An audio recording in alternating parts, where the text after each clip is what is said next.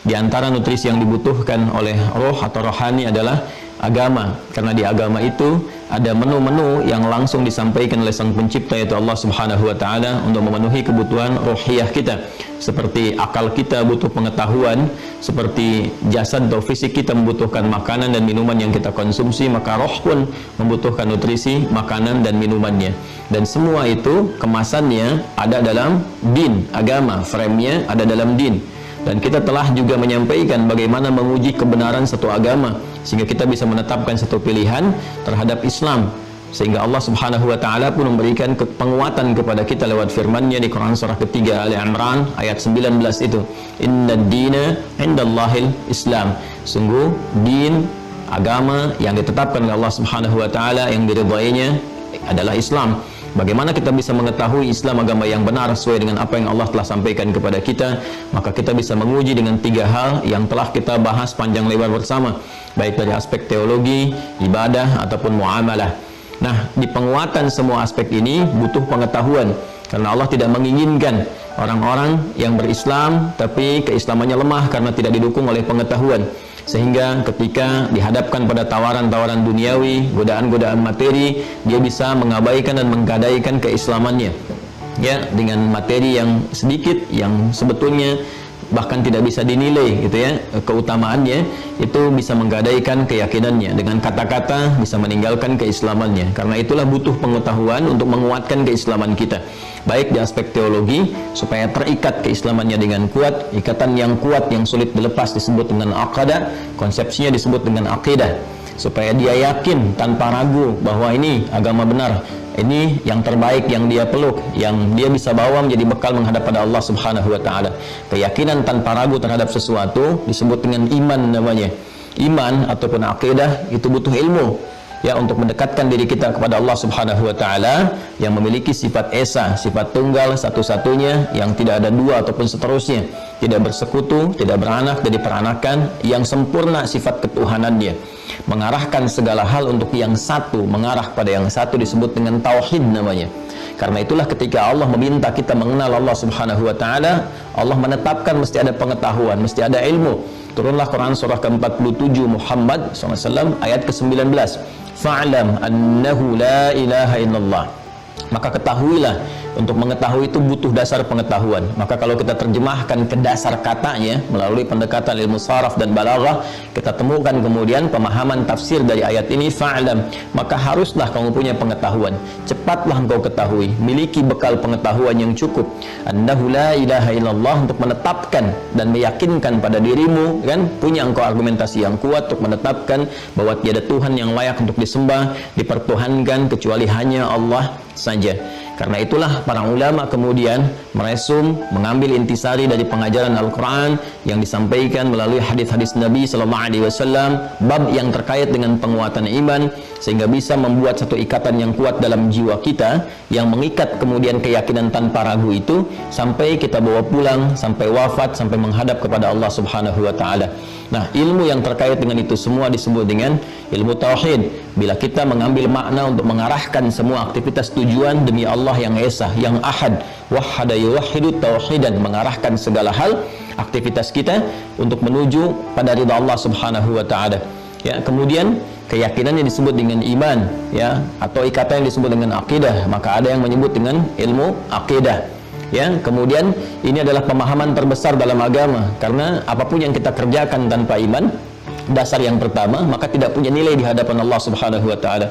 Anda ingin bersedekah, membantu orang lain, kan? Atau misalnya ingin berderma, atau bahkan menunaikan salat, atau bahkan berpuasa, tapi tidak ada imannya, ya, nggak ada akidah yang meresap dalam jiwanya, maka tidak ada fungsinya, tidak ada nilainya di hadapan Allah Subhanahu wa taala. Maka iman menjadi pondasi yang paling dasar, ya, harus diketahui, dipahami, yang paling besar, yang paling utama dalam aspek keilmuan kita.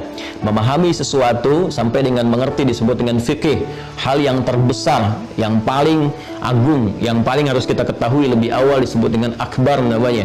Maka Imam Abu Hanifah menyebut ilmu ini juga dengan fiqhul akbar. Jadi ada fiqhul akbar, pemahaman yang terbesar dari semua fikih yang harus kita pahami. melebihi fikih-fikih terapan dalam kehidupan. Kemudian terkait keyakinannya disebut dengan iman, ikatannya disebut dengan akidah, arahnya disebut dengan tauhid. Jadi kalau Anda menemukan ilmu tauhid, ilmu akidah misalnya, kemudian fiqhul akbar, ya, ilmu iman, yaitu semua mengarah pada pemahaman yang satu, yaitu pemahaman penguatan pada aspek teologis untuk mendekatkan diri kita secara langsung hubungan akidah dengan Allah Subhanahu wa taala. Ini yang harus terikat kuat dan dipesankan oleh Nabi sallallahu alaihi wasallam dalam setiap kesempatan Jumat khususnya, atau dalam ta'lim-ta'lim beliau dengan mengutip Quran surah ketiga Ali Imran di ayat 102 itu. Allah berfirman, "Ya ayyuhalladzina amanu," hai orang-orang yang telah menguatkan iman, telah beriman, ya, telah yakin tanpa ragu dalam jiwanya. "Ittaqullaha haqqa tuqatih," tingkatkan ketakwaanmu kepada Allah dengan cara yang benar, kan? "Wala tamutunna illa wa antum muslimun," dan janganlah engkau wafat kecuali engkau dalam keadaan berislam. Jadi membawa Islam dalam kehidupan kita. Nah, sekarang apa yang dimaksud dengan Islam? Dari Islam itu apa yang kita temukan terkait dengan iman? Dari iman itu nanti kita akan turunkan pokok-pokoknya, sehingga terkorelasilah pembahasan kita di subuh ini dengan tema dasar-dasar atau pokok-pokok keimanan. Ini pengantar yang ingin saya sampaikan sampai tiba pada titik pemahaman yang akan kita bahas bersama. Ya, baiklah teman-teman sekalian, sebelum kita masuk kepada uraian tadi tentang turunan Islam sampai ke pokok iman, saya akan bacakan dulu di pembuka kitab supaya ada bagian kitab yang saya janjikan kita mulai bisa baca. Nanti ada kitab-kitab pokok dasar, ada turunan-turunan yang kemudian kita bisa tunjukkan juga, ya. Ini kita akan mulai dengan kitabnya Syekh Sayyid Sabiq, ya, judulnya Al-Aqaid Al-Islamiyah. Ini judul kitabnya, ya, Al-Aqaid Al-Islamiyah, karya Syekh Sayyid Sabiq. Ya, saya sudah sampaikan juga di awal jumpa. Ini nanti akan diuji juga, ya. Jadi pas di ujian itu, yang ujian tulisan, termasuk di lisan, nanti kalau tanya jawab saya akan juga tanyakan kepada para mahasantri, Anda dapat kitabnya dari mana, halaman keberapa, ya, seperti apa dan sebagainya. Nanti setelah pembahasan ini saya akan coba juga scan bagian pembahasan kita dan untuk yang selanjutnya, sehingga nanti saat kita tersambung seperti ini Anda juga memegang kopinya, ya. Jadi nanti kalau saya bacakan Anda ikut baca juga. Jadi kita belajar banyak hal insya Allah, ya. Belajar pemahaman, belajar baca juga kitab secara langsung, sehingga bisa diterapkan nanti dan diajarkan kembali kepada kolega-kolega kita.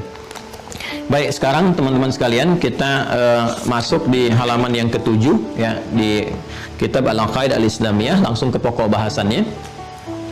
Jadi kalau mukaddimah saya lewati dan ini beberapa poin-poin pembahasannya, kemudian kita akan masukkan kepada aspek yang pokoknya langsung. Bismillahirrahmanirrahim. Al-Islamu imanun wa amal. Ya, Islam itu perpaduan antara iman dan amal. Saya ulangi, ya, Islam itu perpaduan antara iman dan amal. Al-Islamu huwa dinullahi alladhi awhahu ila Muhammadin salawatullahi wa salamuhu alaihi wa huwa imanun wa amal. Islam itu ialah dinullah, din Allah subhanahu wa ta'ala. Saya lebih berkenan menyebut din, ya, dibandingkan dengan agama. Walaupun agama itu sering menjadi terjemahan kata din, tapi tidak mewakili secara keseluruhan. Ya, agama kan dari bahasa Sanskerta, ya, A-nya tidak, agama itu rusak. Jadi konsepsi yang membuat kita itu terjaga dari kerusakan. Bagaimana supaya pandangan tidak rusak, lisan bicara tidak rusak, berjalan tidak rusak, gitu kan? Nah, itu dalam bahasa Sanskerta itu disebutkan dengan istilah agama, ya. Tapi din lebih luas sifatnya daripada itu. Ya, din itu bukan sekedar menjaga kita agar tidak berbuat rusak dalam kehidupan, tapi juga memberikan sebuah konsekuensi dari perilaku penjagaan kita itu untuk mendapatkan penilaian di sisi Allah Subhanahu wa taala. Ya, jadi bukan sekedar misalnya kata-kata kita harus baik, ya, jangan berkata yang rusak, yang kotor. Nah, jadi apa balasan yang didapatkan ketika kita menjaga itu? Itu punya poin di hadapan Allah. Ya, karena itu orang Arab mengatakan kama tadinu tudan. Kama tadinu tudan, sebagaimana engkau berdin, ya kan, berekspresi, bersikap dan sebagainya, seperti itulah engkau akan diapresiasi oleh Allah. Jadi di sini ada feedbacknya, ada timbal baliknya dari Allah Subhanahu wa taala. Ya kan? Allah meminta kita melakukan sesuatu, ya kan? Hak Allah kita penuhi, kewajiban kita untuk mengerjakannya. Tapi timbal baliknya apa sebagai hak kita? Kan keadilan Allah menetapkan hak bersanding dengan kewajiban.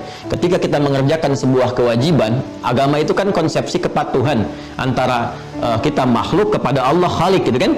Allah perintahkan, kita kerjakan. Sekarang kalau kita kerjakan, kita mendapatkan apa haknya?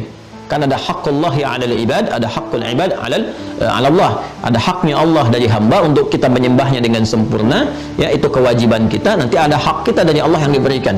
Ya, karena itulah kemudian konsepsi dalam agama mengatakan kama tadinu tudan. Sebagaimana engkau mengerjakan perintah itu dengan baik, mengabdi kepada Rabbmu, maka engkau pun akan dibalas. Nah, di agama itu konsepsinya hanya sebatas menjaga.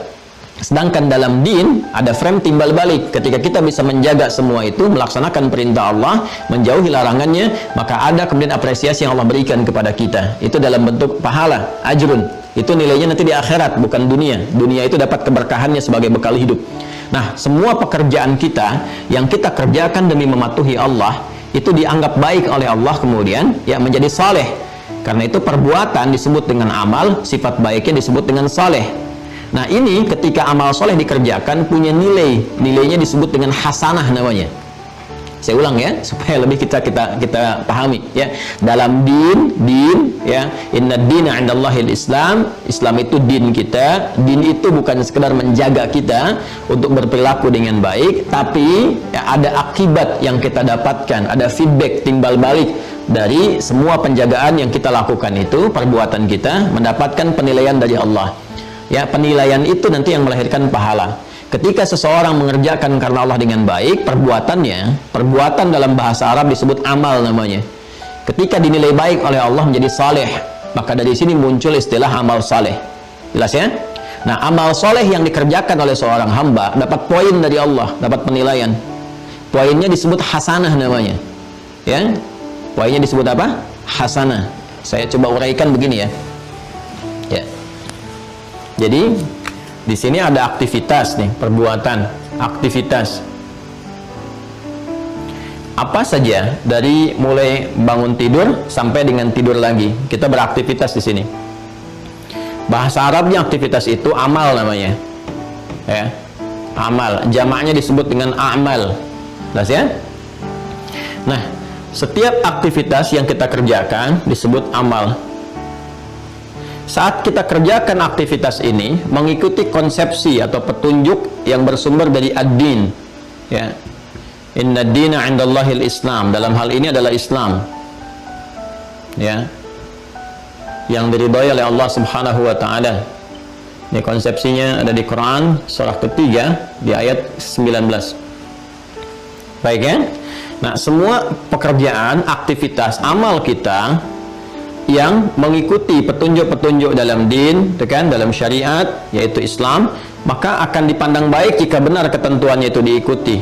Ya, maka disebutlah kemudian pekerjaan yang diikutkan pada petunjuk ad-din dipandang baik oleh Allah dengan saleh namanya. Saleh. Ya. Saya beri contoh misalnya, kita makannya mengikuti ketentuan ad-din. Bagaimana cara makan yang baik, kan? Menyebut apa saat akan makan, bagaimana adab yang kita jaga saat makan. Ya, maka ketika kita ikuti tuntunan ad-din ini, pekerjaan kita bukan sekedar amal, bukan sekedar rutinitas, ya, bukan cuma makan untuk menghilangkan lapar, tidak. Tapi itu akan dianggap baik, saleh. Oleh siapa? Oleh Allah. Ketika pekerjaan itu dianggap baik, dia punya nilai di sisi Allah. Punya nilainya disebut dengan hasanah namanya, ya, nilai kebaikannya disebut dengan hasanah. Nah, hasanah ini punya poin, ya, poinnya setiap kebaikan itu 10, ada 10, ini paling pokok, paling dasar, ya, paling minimal sedikitnya 10 poin. Ya, dari mana ditemukan konsepsi ini? Ada di Quran surah ke-6 Al-An'am ayat 160. Ya, ini semua dari Al-Quran ya yang saya turunkan, bukan pendapat-pendapat atau utak-atik sesuatu, tidak, tapi kita turunkan supaya mudah dipahami, ya. Nah, ini dapat poinnya 10, konsepsinya ada di Quran surah ke-6 ayat 160. Ini dasar firman penguatnya. Allah langsung yang sampaikan, "Man jaa'a bil hasanati falahu asyru amsalihha." Siapa yang mengerjakan satu perbuatan punya nilai hasanah, artinya saleh perbuatannya, maka ditetapkan mendapatkan 10 poin nih, ya. Falahu asyru amthaliha, dia punya padanan 10 nilainya di sisi Allah, ya. 10 ini jangan dalam hitungan kita 1, 2, 3 terlalu kecil. Karena kita datang ke masjid pun misalnya untuk niat ibadah, baru datang nih, belum mengerjakan apapun. Kita belum sholat misalnya, ya, kita belum i'tikaf, belum macam-macam, baru datang aja, tapi niatnya untuk ibadah, bergantung kepada niat. Karena itu Nabi katakan innamal a'malu binniyat. Itu punya poin 25. Jarak satu keduanya kata Nabi di hadis Muslim itu 500 tahun, 2 ketiganya 500 tahun, 3 keempatnya 500 tahun. Ya, ini nilai standarnya. Jadi Anda bayangkan kalau mengambil analogi yang hadis yang tadi, jarak satu kedua itu begitu mahal nilainya. Ya, begitu tinggi di sisi Allah Subhanahu wa taala. Ya, bacaan Quran kan setiap hurufnya 10 kan? Man qara'a harfan min kitabillahi falahu asyru hasanat, jamaknya. Ya, selalu hasanah, hasanah, hasanah. Siapa yang membaca satu huruf dari Al-Quran, kata Nabi di hadis riwayat At-Tirmidzi, ya, satu hurufnya itu setara dengan 10 kebaikan. Satu hurufnya loh, teman-teman sekalian. Jadi kalau kita baca alif, lam, mim, itu nggak dihitung satu huruf. Tapi alifnya punya nilai sendiri, lamnya punya nilai sendiri, mimnya punya nilai sendiri. Ya kan? Nah, ini nanti konsepnya seperti ini. Ya, mendapatkan poin di sini. Nah, ini yang disebut dengan ajrun. Ya. Ajrun lahum ajrun ghairu mamnun. Kumpulan ini yang disebut dengan pahala namanya. Ya, di perbuatan sifat baiknya disebut dengan hasanah, poinnya ini, nah ini disebut dengan ajrun. Ini yang kita kumpulkan. Nah, inilah poin bekal kita menghadap Allah Subhanahu wa taala. Ya, poin bekal kita untuk menghadap Allah Subhanahu wa taala. Jadi, semua pekerjaan dunia kita akan menjadi rutinitas tanpa adanya ini. Ya. Tanpa adanya acuan ini, ad-din ini. Ini konsepsi yang memberikan timbal balik, karena itu disebut dengan ad-din, bukan sekedar agama. Jelas ya? Nah, ini yang kita bawa pulang nih. Jadi yang kita bawa pulang itu bukan harta yang kita kumpulkannya. Ya, mohon maaf, bukan kendaraan, bukan rumah yang kita tinggali, pakaian yang kita koleksi, handphone paling mewah yang kita dapati, bukan itu. Ya, jangankan ke akhirat, ke alam kubur pun nggak kita bawa. Demi Allah saya katakan, silahkan cek sebagai muslim misalnya, khususnya kita yang beriman, apakah ada di antara kita kemudian meninggal dikuburkan dengan handphonenya? Kan tidak, ya kan? Pakaiannya kan tidak. Apakah ada yang meninggal dikuburkan dengan mobil termewah yang dia koleksinya? Kan tidak. Ya, bahkan kain kafan yang kita kenakan pun kan nggak ada kantongnya, coba cek, ya kan? Nah, karena itu penting bagi kita untuk menyadari bahwa ada sesuatu yang harus kita yakini, kita pahami. Karena itu iman, yakin tanpa ragu. Ya, kalau pulang nanti bawa bekal apa?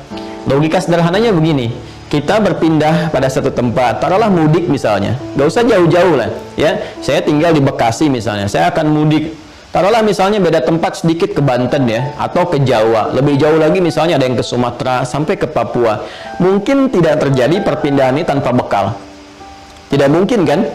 Bahkan sekarang ada syarat-syarat tertentu di masa pandemi. Harus antigen, ya, terbang keluar harus PCR, harus macam-macam dan sebagainya. Nah, itu berpindah tempat yang sementara di satu wilayah saja yang tidak jauh, itu punya bekal tertentu, bekal khusus. Berbeda negara, Anda harus punya visa. Untuk dapat visa harus punya paspor dan sebagainya. Ada syarat-syarat masuk, ada karantina, ada ini, ada itu. Itu baru sama-sama dunia. Jadi, perpindahan dari satu tempat ke tempat lain itu menuntut adanya penyesuaian bekal. Sekarang kita akan berpindah kepada tempat yang dimensinya berbeda, lebih jauh lagi, keadaannya lebih kompleks. Tentu bekalnya tidak akan sama. Karena itulah saat kita pergi meninggalkan dunia ini dikatakan telah meninggal dunia. Artinya semua bekal-bekal yang terkait dengan keduniaan nggak bisa dibawa ke tempat ini. Dipahami ya? Ya, kita pun di Indonesia belum tentu kita bisa bawa bekal keluar kan? Ya. Karena ada kekhususan tertentu. Kalau kita terbang ke negara tertentu kan ada nih, ini yang prohibited nih, yang nggak boleh dibawa nih, kan? Ini yang nggak boleh, ini yang nggak boleh, ini yang boleh, ini yang itu. Apalagi ke akhirat. Jadi di dunia saja ada ketentuan. Meninggal dunia, bekal-bekal dunia itu hilang, kita tanggalkan, kita tinggalkan. Nah, sekarang pertanyaannya, apa yang akan kita bawa untuk berpindah kepada dimensi lain itu? Tempat lain itu, tempat berpulang itu ketika kita meninggalkan dunia. Nah, disinilah kemudian kita yakin, kita bertanya pada Sang Pencipta, ya Allah, ketika saya pindah apa yang harus saya siapkan? Allah jawab. Di sini kita mendapatkan kebenaran dan keyakinan akan risalah Islam. Tidak ada satu keterangan, informasi yang paling akurat, lengkap, transmisinya bisa dilacak dari setiap masa sampai ke sumber utamanya, yang terang benderang menjelaskan kepada kita tentang bagaimana kehidupan setelah kematian, cara wafatnya bagaimana, siapa yang mengambil nyawanya, apa yang terjadi saat meninggal dunia, kemana kita pindah, keadaannya seperti apa, bekal yang dibawanya apa, kecuali dalam ad-dinul Islam. Silahkan dicek. Silahkan dicek. Nah, inilah yang kita butuhkan. Nah, jadi yang saat kita pulang kembali kepada Allah ke akhirat itu, ini ad-din ini yang akan memberikan konsepsi petunjuknya. Ini yang harus dilakukan. Pedomannya seperti ini. Ya, jadi di sini saya katakan saya lebih cenderung nanti untuk mendekatkan pada pilihan kosakata ad-din gitu ya, untuk term pembahasan di konteks terjemah agama itu. Walaupun juga pembahasan tentang kata agama boleh jadi mengalami perluasan ya untuk pemahaman kita saat ini. Nggak ada masalah dalam perluasan-perluasan itu, tapi penting saya jelaskan kenapa Al-Quran memilih diksi ad-din untuk memberikan gambaran kepada kita tentang apa yang telah kita uraikan itu. Karena itulah kita selalu bermohon kepada Allah, kita meminta berdoa ya, yang sangat familiar sekali. Doanya disebutkan di Quran surah kedua Al-Baqarah di ayat 201 ya, paling kanan sebelah bawah di mushaf standar. Wa minhum may yaqulu rabbana atina fid dunya hasanah wa fil akhirati hasanah wa qina adzabannar. Dan di antara sekian manusia yang berkehidupan itu, ada yang bermohon kepada Allah Subhanahu wa taala agar aktivitas dunianya memiliki nilai hasanah. Ini bukan cuma rutinitas ya, dia berharap makannya hasanah, tidurnya hasanah, berpakaiannya hasanah ya. Walaupun namanya ibu hasanah, tapi kemudian dia tidak mengerjakan konsepsi ini, dia nggak dapat juga. Nah, hasanah ini yang melahirkan ajrun, jamaknya disebut dengan ujur ya, ujurun. Ini yang kita bawa pulang, nanti hasanah ini akan tampak lagi di akhirat berupa pahala-pahala. Makanya kita katakan wa fil akhirati hasanah. Perbuatan dunia yang punya nilai hasanah yang bisa dibawa pulang sampai ke akhirat, bukan cuma dianggap baik saja dunianya. Karena ada yang dapat dunia ya, tapi akhiratnya nggak dapat. Kan di ayat 200-nya begitu, wa minan nasi may yaqulu rabbana atina fid dunya, nggak ada hasanahnya. Silakan cek. Ayat 200 yang mengatakan rabbana atina fid dunya wa ma lahu fil akhirati min khalaq. Ya, wa minan nasi may yaqulu, di antara sekian manusia ada yang selalu harapannya itu mendapatkan dunia. Ya, wa minan nasi may yaqulu rabbana atina fid dunya, bukan hasanah, enggak ada hasanah di situ. Ya, di situ orientasinya dunia saja. Even itu mengenakan misalnya dengan jubah-jubah keagamaan. Ya, dalam sebagian orang ada yang disindir oleh Al-Qur'an. Ya, jangan ada orang-orang yang mengejar dunia tapi mengenakan perangkat agama, gitu kan? Ada juga bahkan orang-orang yang tanpa perangkat agama ya dunia saja sampai menyimpulkan di tempat terakhirnya. Wa may yuhlikuna ila dahru. Tidak ada yang bisa menghancurkan, menghabisi kehidupan kita kecuali masa berakhir saja. Nah, itu konsepsi materialistik, kehidupan-kehidupan duniawi ya, yang barangkali menghinggapi sebagian dari kalangan manusia. Bagi orang beriman tidak. Wa minhum may yaqulu rabbana atina fid dunya hasanah wa fil akhirati hasanah wa qina adzabannar. Ketika ini terkumpul banyak, terkoleksi luar biasa, maka kesolehannya akan terkumpul menepi dan mengikis kesalahannya. Jadi konsepsinya hasanah ini akan nanti ditimbang. Ini yang ditimbang teman-teman sekalian. Kalau di hadis Muslim lewat sahabat Abu Hurairah, kata Nabi, tu'khadhu min hasanati ya. Jadi ini diambil dari kebaikannya, akan dipasangkan nanti dengan keburukannya. Kalau di sini hasanah baik, lawannya su nanti su ya. Ini keburukannya nanti menjadi sayyiat jamaknya, sayyiat. Ya, sayyiat. Ya, jadi ini bentuk tunggalnya. Kalau berbuat salah sekali, ini su namanya. Dia ada amal saleh, nilainya hasanah. Ada amal salah, ini su disebutnya oleh Quran. Misalnya Quran surah keempat An-Nisa, kan, di ayat yang ke-17. Ya, innamat taubatu 'alallahi lilladzina ya'maluna su'a bijahalatin. Ini su. Ya, kemudian Quran surah ke-12 Yusuf ayat 53. Ya, wa ma ubarri'u nafsi innan nafsa la'amaratun bis-su' illa ma rahima rabbi. Jadi kalau su'nya jadi banyak, jadi sayyiat namanya. Ya, di ayat 18-nya walaisatit taubatu lil ladzina ya'maluna sayyiat. Nah, ini nanti akan ditimbang. Kata Rasulullah SAW ini di hadis Muflis namanya dia, di Sahih Muslim, itu akan ditimbang antara kebaikan dengan keburukannya. Jadi nanti kebaikan menutup keburukan, kebaikan menutup keburukan. Jadi kalau kita banyak koleksi hasanahnya, ujurnya banyak, ini akan menepikan salahnya. Ketika salahnya itu mulai dikikis, hilang, tersisa kebaikannya, maka dia akan berpotensi mendapatkan rahmat Allah, terhindar dari ancaman hukuman neraka. Wa qina adzabannar. Maka itu kita mohon dari sejak di dunia, ya Allah, mohon berikan ridha kepada amalan kami sehingga terkumpul hasanah dengan baik, bisa menutup sayyiat dan terhindar dari ancaman neraka. Ya. Nah, ini konsepsinya. Semua ini ditemukan di dalam apa? Islam. Untuk mendapatkan ini, karena din nyambungnya ke Islam, inna dina 'indallahil Islam, ini ayatnya. Nah, sehingga untuk mendapatkan ini semua dan kita punya keyakinan yang kuat disebut tadi dengan iman, kan? Kita harus mengacu pada panduan pokok yang disampaikan dalam din kita. Apa itu? Islam. Karena itulah Islam mengatur tata kelola kehidupan kita, bahkan dari bangun tidur sampai tidur lagi. Ya, saya sering katakan dan tanyakan kepada Anda semua, silahkan Anda bandingkan dan ditemukan di mana ada din di muka bumi ini, di dunia ini, yang kita dapatkan pengaturan, pedoman kehidupannya yang dibawa dari din itu, dari mulai bangun tidur sampai tidur lagi.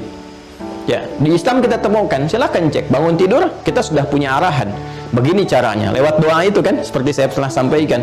Doa itu bukan hanya kalimat yang menjadikan perbuatan jadi ibadah, bukan hanya itu. Tapi isi doa itu bimbingan kita bagaimana mengerjakan perbuatan yang sedang kita lakukan itu. Ya, bangun tidur kita punya doanya. Bahkan akan tidur pun doanya beda dengan bangun tidur. Makan kita punya doanya sendiri. Ya, berpakaian punya doanya sendiri. Masuk toilet ada doanya, keluar toilet ada doanya. Masuk masjid, bekerja, keluar masjid dan sebagainya, semua ada doanya. Ya, bahkan urusan mau meninggal pun ada bimbingan doanya, ya kan? Masya Allah gitu. Jadi semuanya tersusun dengan sangat sempurna ini. Nah, konsepsi berislam ini, teman-teman sekalian, ini setidaknya harus terpenuhi dua hal yang paling pokok. Jadi pedoman dalam Islam itu ada dua yang paling utama, ya, yang membimbing kita mendapatkan apa yang telah kita uraikan tadi. Nah, di Syekh Said Sabiq menyebutkan dalam kitab Al-Aqaidah Al-Islamiyah, ya, itu dua pokok ini disebut dengan imanun, okay, wa amal. Ya, iman dan amal. Jadi kalau kita menyebutkan Islam, orangnya disebut dengan Muslim. Pernah saya ajarkan dulu kan? Kalau ada formulasi I-A, pasti orangnya MUI. Ya, ingat ya, kalau ada I-A, ya, A-nya panjang di ujungnya. I-A, orangnya itu MUI, rumusnya MUI. Ya, nanti ada dalam waktu dekat insya Allah ada buku saya, pembelajaran bahasa Arab cepat. Ya, nanti insya Allah akan disampaikan kepada teman-teman pembelajaran bahasa Arab cepat. Nanti kita tunjukkan, ya. IA seperti contoh Islam, kan? Iman, ihsan. Nah, orangnya pasti MUI. Ya, Islam, Muslim, iman, mukmin, ihsan, muhsin, ikhlas, mukhlis. Jelas, gampang ya? Baik ya, gampang ya. Nah, ini teman-teman sekalian, kembalikan ke sini. Nah, dalam konsepsi kita berislam dan kita disebut Muslim, itu nggak akan lepas dari ini. Jadi kalau kita mau berislam, benar Islamnya, maka perpaduan iman dan amal itu harus tersemai dan tertanam kuat dalam diri kita. Nggak mungkin orang Islam itu nggak ada iman, itu mustahil. Ya, nggak mungkin orang beriman itu nggak ada amalnya. Ya, itu pun mustahil gitu. Jadi keduanya itu pasti saling bersatu. Karena itulah Said Sabiq menyatakan al-Islamu imanun wa amal. Islam itu konsepsinya harus menyatukan, memadukan antara iman dengan amal. Ya, al-Islamu dinullahi alladzi auhahu ila Muhammadin salawatullahi wasallamu alaihi. Ya, Islam itu adalah din. Ini dia, din. Terjemah kita sebut dengan agama, gitu kan? Din yang Allah wahyukan risalahnya kepada Nabi Muhammad sallallahu alaihi wasallam. Ya, jadi diberikan definisi terlebih dahulu. Kalau kita ingin mengatakan tadi kan konsepsi yang benar kata Allah, din yang benar itu Islam. Bagaimana kita bisa menemukan Islam? Maka dijawabkan oleh beliau, disampaikan untuk menemukan Islam itu kita lihat, ya, bagaimana Allah menyampaikan risalah, kepada siapa risalah Islam itu disampaikan. Maka diterangkan wa dinullahi alladzi auhahu ila Muhammadin salawatullahi alaihi wasallam. Jadi din Islam ini adalah din yang diwahyukan oleh Allah Subhanahu wa taala, diberikan bekal risalahnya kepada Nabiyuna Sayyidina Muhammad sallallahu alaihi wasallam, kepada Nabi Muhammad sallallahu alaihi wasallam. Maka kita lacak bagaimana Rasulullah SAW mengajarkan kepada kita tentang nilai-nilai keislaman. Ya, konsepsinya seperti apa. Dihimpun oleh para ulama, ajaran Nabi itu mengumpulkan dua hal ini. Ya, kalau kita ingin berislam, petunjuk dari Rasulullah SAW, maka pokoknya adalah iman, kemudian apa? Amal. Seperti apa turunannya? Nah, kita bacakan kembali. Ya, wa huwa imanun wa amal, dan yang dimaksud Islam itu adalah perpaduan antara iman dengan